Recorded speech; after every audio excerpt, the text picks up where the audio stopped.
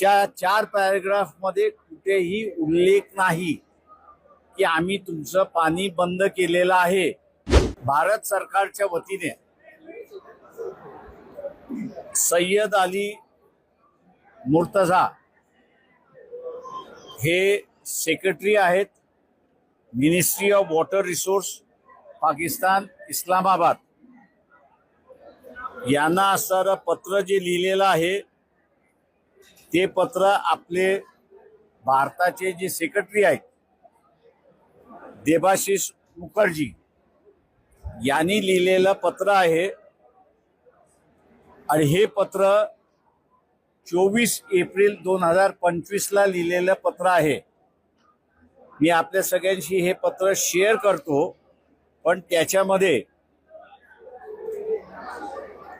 5वा मुद्दा जो त्या ठिकाणी मांडलाय तो सगळ्यात महत्त्वाचा आहे आणि सरकार जे म्हणतंय की आम्ही पाकिस्तानचं पाणी बंद केलेलं आहे हे पूर्णपणे खोटं बोलतंय अशी असणारी या पत्रावरनं तरी त्या ठिकाणी दिसते। 5वा मुद्दा, the government of India has hereby decided that the Indus Water Treaty 1960 will be held in abeyance with immediate effect। पुढे त्याच्या अगोदरचे 4 पॅराग्राफ आहेत, त्या 4 पॅराग्राफ मध्ये कुठेही उल्लेख नाही की आम्ही तुमचं पाणी बंद केलेलं आहे, धरणातलं पाणी आम्ही सोडणार नाही किंवा नदीतलं पाणी आम्ही तुम्हाला सोडणार नाही, याचा कुठेही उल्लेख नाही अशी असणारी परिस्थिती आहे।